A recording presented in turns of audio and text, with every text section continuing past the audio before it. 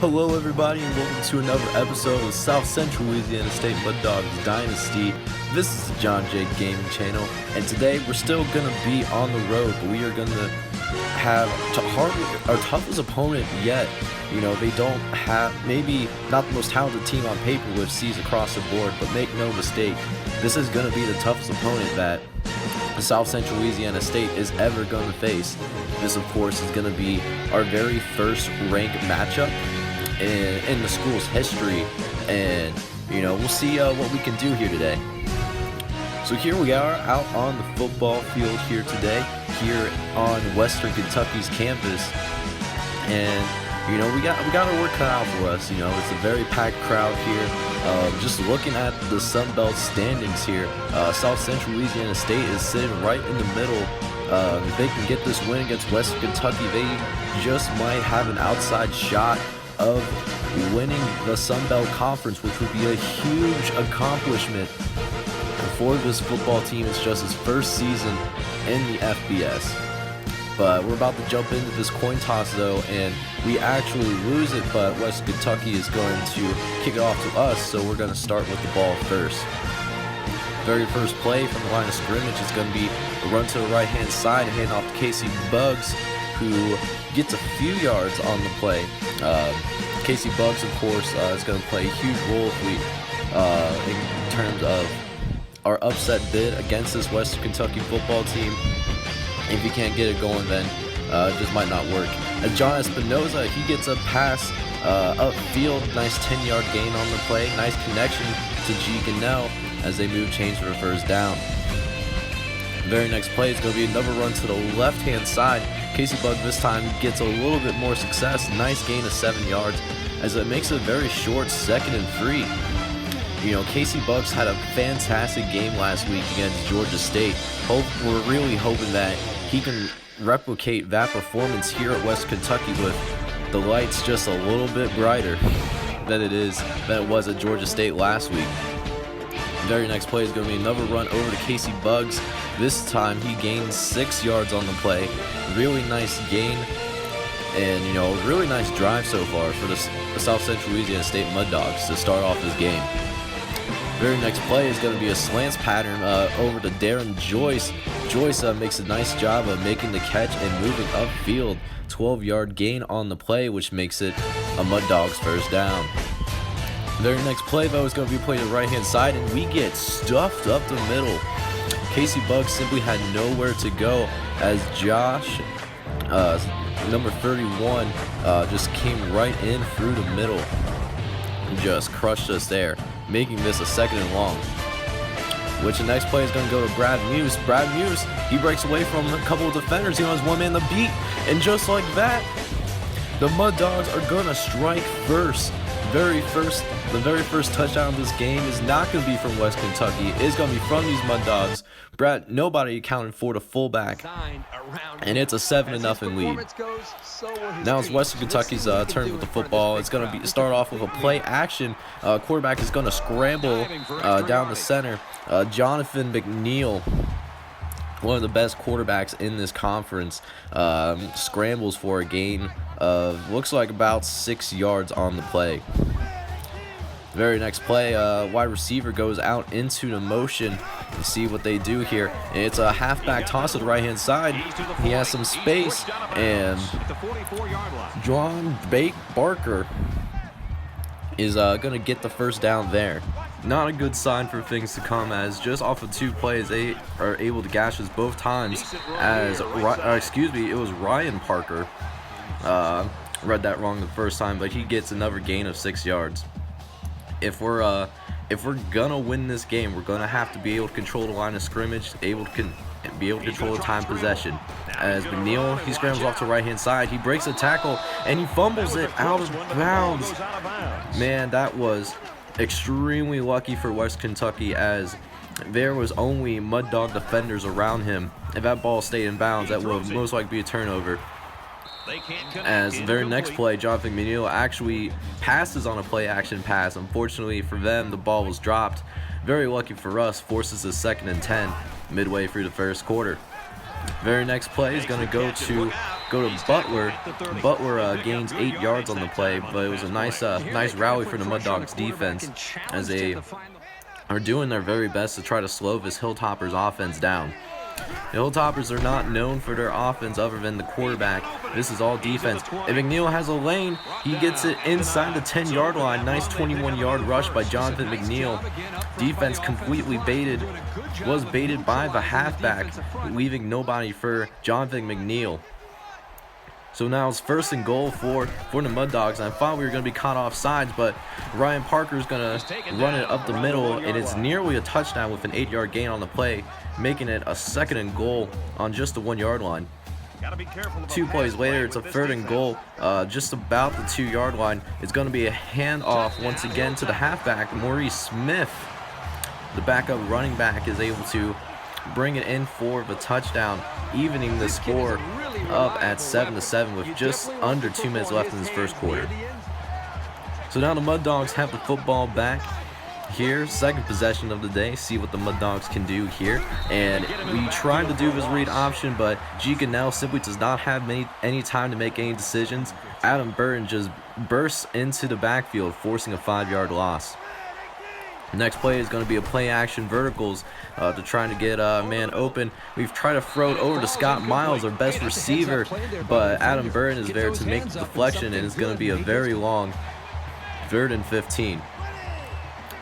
So now we have a 4-wide set. G. Gunnell is going to drop back the pass. He's going to scan the field. He tries to throw it, but he simply does not have any time.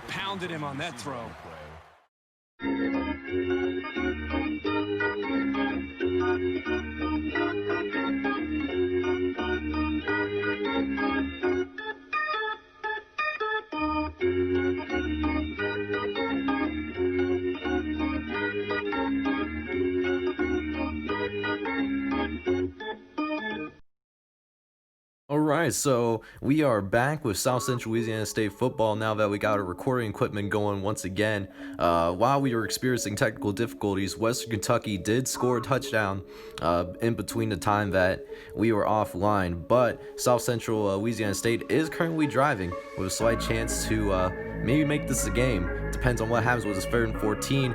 And Nate Colvin that wasn't Nate Colvin, but it doesn't matter. He was there to potentially make the play. G. Gunnell overthrows him, and we're going to have to try to settle for this field goal attempt to make this a 14-10 game, which is missed. Our kicker misses another field goal, and West Kentucky is going to get the ball, and despite a nice drive for the South Central Louisiana State Mud Dogs, we're not going to come away with any points whatsoever. Very next play is going to be that little out route over to Lionel Baker. He's able to gain 9 yards on the play, making this a very short 2nd and 1. The very next play, West Kentucky is lining up, and it's a play action pass. There's no Phillips is running. There's only one man to beat. He's going to be able to beat him, and Earl Phillips is going to get a really big touchdown. Really two very unfortunate plays for South Central Louisiana State. I'm speechless, just going from potentially making this a 4-point game, now being down by 14 instead, as TJ Wood makes the catch for 26 yards. Nice job by the quarterback and tight end tandem. But yeah, it's just a very unfortunate series of events. Definitely not the type of plays that you need in order to beat a team like West Kentucky. See how this South Central Louisiana State offense is going to respond here. So here we are with 2nd and 1, driving once again on the 40-yard line, and he doesn't have time, but he gets it off, gets it to, looks like Nate Colvin, who makes a really, that is indeed Nate Colvin, nice 20-yard catch. Not only moves the change, but we are just about in the red zone once again. Hopefully for some better results this time around. And next thing you know, Casey Buggs going to get the handoff, and he's going to get it just about the 6-yard line. Going to make this a 1st and goal opportunity. 2 plays later, G. Gunnell is going to drop back the pass in the slants pattern. He sees Nate Colvin, and it's going to be a touchdown for the Mud Dogs as Nate Colvin makes this just a 1-score game. Despite the adversity that has been faced so far in this quarter, the Mud Dogs are still only down by one possession. But can we stop this West Kentucky offense? And with plays like that, we just might be able to pull off the upset, as Ryan Parker is stopped in the backfield by Lyle Robadux, who forces a 3-yard loss and a very long 2nd and 13. Very next play though, West Kentucky is getting ready to line up. Tight end is going to go into motion, and it's going to be another handoff to the right hand side. Ryan Parker has just so much daylight, and it takes a little bit before defenders can get to him, but he gets 25 yards before he's brought down near the right sideline. Very tough experience that kind of reaction after a big loss for this Mud Dogs defense. A couple of plays later, it's going to be 2nd and 8. It's going to be dropped back to pass. Jonathan McNeil, he makes a decent throw, but the receiver just can't hold on to it. It's going to be 3rd and 8 instead. It's going to be interesting to see what West Kentucky comes up with here, as McDaniel is going to go deep, and Bruce Terrell is there to make the play. He can't make the interception, but we do force the punt, as the Mud Dogs are going to get the ball, which we can't return, but West Kentucky punter almost hits it perfectly, as it just barely was a touchback. Could have been a disaster for the Mud Dogs, but instead we're going to get it on the 20-yard line. A couple of plays later, G. Gannell is going to drop back once again. He tries to get to John Espinoza, but John Espinoza just can't make the catch, so it's going to be a long 3rd and 9. Got to be really careful here. We don't want to turn the ball over to West Kentucky on this side of the field. And what do? We do just that. G. Gannell gets picked off for the first time today, and not only is it tough because we lose a chance to tie this game up, but West Kentucky is going to get the ball inside our own 30-yard line. Defense is going to have to step up here. Going to drop back the pass, and Butler with a nice leaping grab. If he just stayed on his feet, that could have been an easy touchdown, but instead it's going to be 1st and goal inside our own 5-yard line. Very next play is going to be a handoff to Ryan Parker, and he gets blown up by Bobby Boucher. Boucher is one of the stars of this Mud Dog defense and laid down the hammer, forcing a 3-yard loss and a longer 2nd and goal for the Mud Dogs. As McNeil drops back once again, it's going to be an easy touchdown for Eric Butler, making this a 2-score game now for that West Kentucky now has while we are just starting this 4th quarter. Which means this Mud Dogs offense needs to respond here. Casey Bug breaks a couple of tackles. He gets into the secondary, and he is tackled, but not before he gains 11 yards on the play.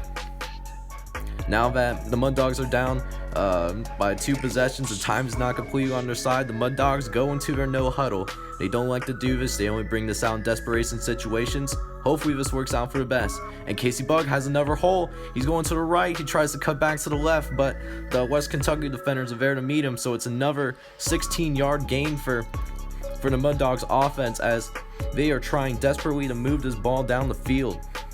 Only 6 minutes left in this ball game. Mud Dogs need to do something on this drive here, and Janelle does not have any time to get the ball off, as Patrick Benson is able to come from his secondary position and get the sack. So now here we are with a long 3rd and 17. He tries to do the corner strike once again, and he's picked off the 2nd time in 2 straight possessions. This time West Kentucky is only going to get it on our own 40-yard line.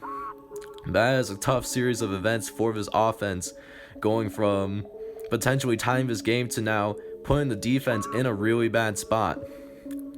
McNeil's going to drop back the pass once again.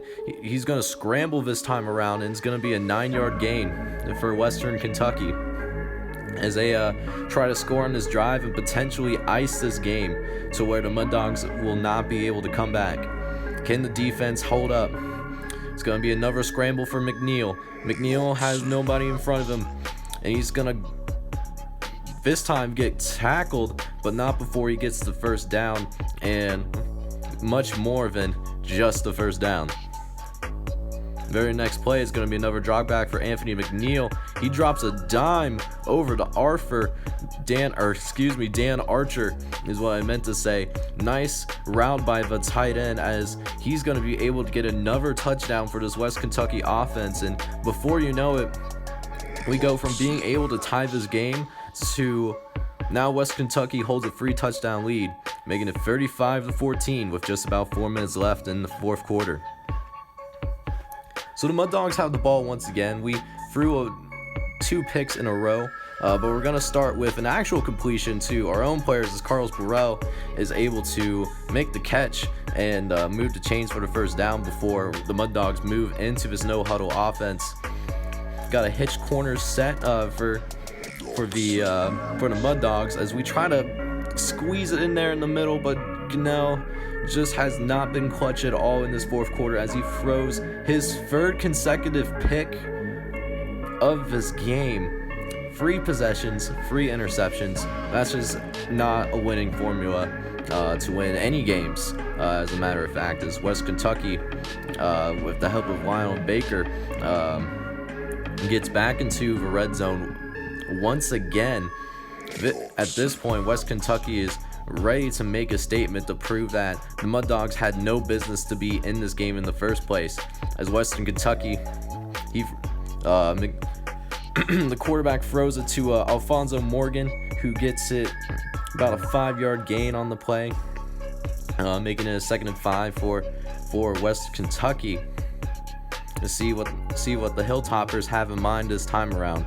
Really crucial that the defense is able to stand up, as it looks like the Hilltoppers are actually going to run this clock down in their 4-minute drill to try to drain as much clock as they can. They know that time is on their side. And it's a screen. Beverly's not able to stay with the running back. It's going to be another touchdown by Ryan Parker. 13-yard reception touchdown. Jonathan McNeil gets his 5th touchdown pass of the day. Really impressive performance by his quarterback as it makes it 42-14.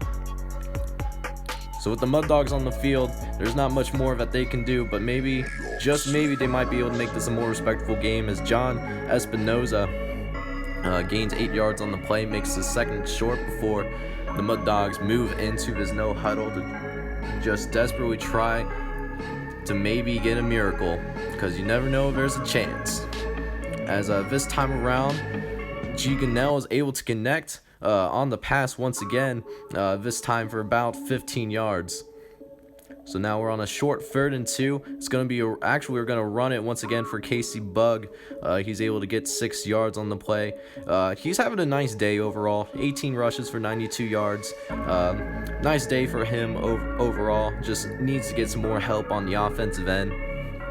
As Gunnell drops back the pass, this time is going to go over to TJ Wood, who is able to make the catch, and really wish he was able to stay in bounds because there was nobody else in front of him, but he's going to be a 16-yard gain, and we are inside in Western Kentucky territory, so we just not be able to make this a game yet. And he throws another pick. This time it was just inaccurate. You just have to, with that kind of tight window, you have to be on the spot.